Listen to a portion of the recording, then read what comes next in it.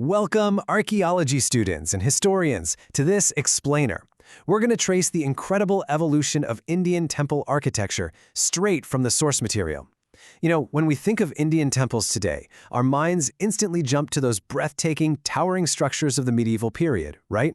We picture the staggering heights of the Meenakshi Temple in Madurai, or the massive, incredibly intricate complexes of Khajuraho. But, and this is absolutely crucial, those architectural marvels didn't just pop into existence out of thin air. So today, we're zooming way back. We're going to look closely at the absolute earliest surviving stone and brick shrines in India to figure out exactly how these basic, humble elements scaled up into those monumental designs. Okay, let's quickly run through our agenda, which is basically going to be our structural syllabus for today. First, we'll look at the jump from perishable to permanent materials. Then, Sanchi 17, which is the architectural seat of it all. After that, expanding the sacred floor plan, the quest for verticality, the Gupta decorative vocabulary, and finally, the dawn of the medieval era. Let's get right into it. Section 1. From perishable to permanent. So to really understand the monumental stuff, we actually have to look at the missing data. As archaeologists, we know the golden rule. Absence of evidence is not evidence of absence. Our starting point has this massive gap in the record where early structures literally just failed to survive the test of time. We know for sure the tradition of building temples existed way before the Gupta period. We've got 3rd century BCE brick and stone remnants from Bharat and Rajasthan, and that 2nd century BCE oval brick plan from Baisnagar. But then, there's a gap. For hundreds of years between those early plans and the 4th century CE, we have virtually zero intact, freestanding elevations. And that brings us to the stark contrast between early, perishable ritual sites and the massive shift towards structural permanence during the Gupta era. Before the Guptas, worship relied heavily on temporary structures. Think about yagyas, those fire rituals. They were performed on sacrificial fire altars built out on the edges of settlements and then basically just abandoned. Early temples were crafted from bamboo, wood, mud brick, stuff that just degrades over time. It wasn't until the 4th and 5th century CE that builders made this incredibly deliberate, conscious pivot. They started using enduring stone and structural brick because, well, they wanted their sacred spaces to last for eternity. Section 2. Sanchi 17, the architectural seed. Let's jump to the 5th century CE and look at the absolute baseline for all the structural complexity that followed. We really have to appreciate that this incredibly basic Gupta dynasty shrine holds the foundational DNA for every elaborate Hindu temple built after it. Tucked away in the famous Sanchi Stupa complex, Temple 17 is, well, it's pretty unassuming. It dates to around 400 CE, and while it was almost certainly used for Buddhist worship, its specific architectural form became the undeniable blueprint for Hindu temple design across the entire subcontinent. The crucial takeaway here is that this simple, square cube is the literal anchor that medieval architects would eventually use to build sprawling religious cities. Sanchi 17 features a flat-roofed sanctum. We call this the Garbhagriha, or the womb chamber. Inside, entirely undecorated. Just a small, totally unpretentious box. But this little box is the exact core from which all later architectural complexity explodes. Moving on to Section 3. Expanding the sacred floor plan.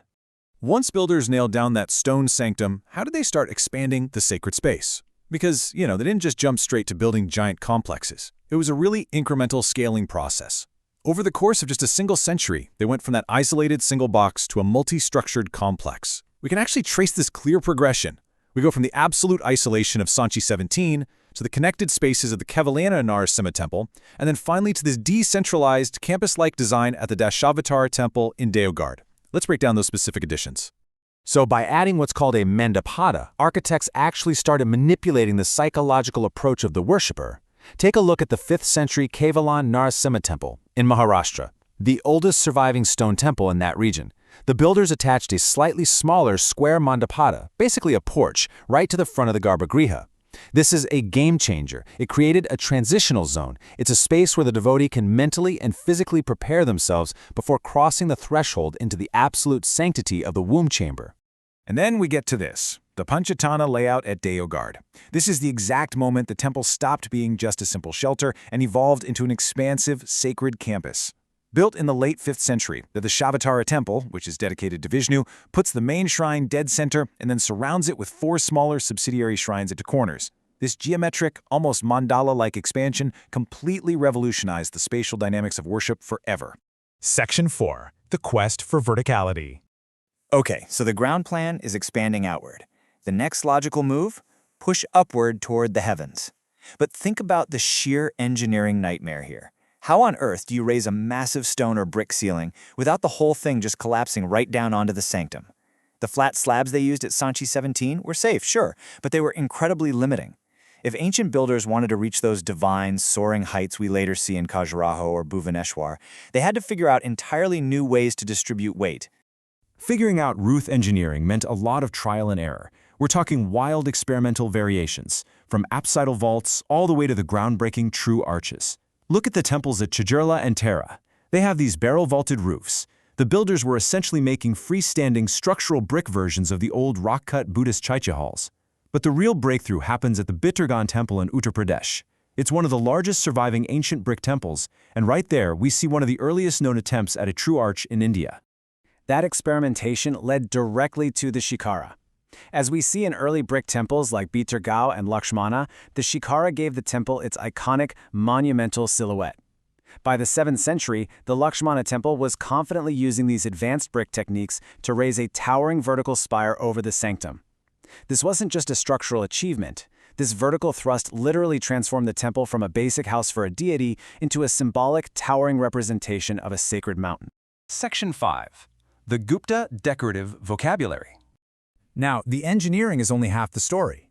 The ornamentation was just as critical.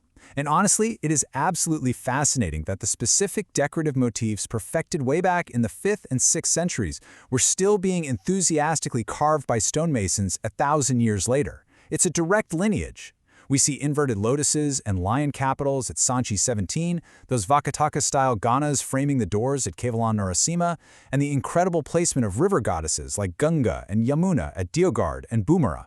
These weren't just passing trends. These elements became the canonical, standard rules for temple decoration across the centuries. But we also have to remember what we've lost over time. A super rare survival like this carved wooden doorframe at the Uttareshwara Temple in Maharashtra is a huge reality check. It reminds us that these early stone and brick structures originally had highly ornate, perishable additions that simply rotted away.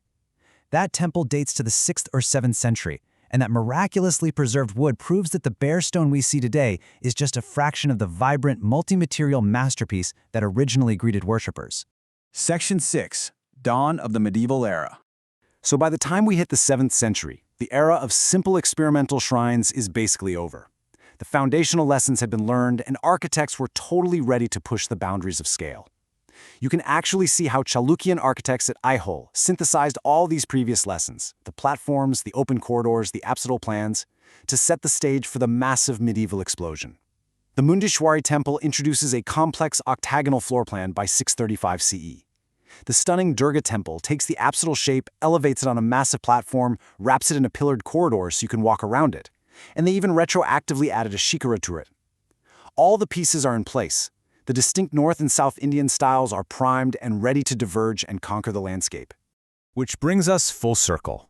Every single soaring spire and labyrinthine complex we marvel at today was born from that humble, flat-roofed 5th century box. As students of history and archaeology, keeping that architectural lineage in your mind allows you to read any temple anywhere in India like a layered historical text. You can see the evolution written right into the stone. So I leave you with this. The next time you find yourself staring up at a towering medieval spire, can you still see that simple, flat-roofed square of Sanchi 17 hiding at its core? Thanks for joining this explainer. Keep questioning the stones.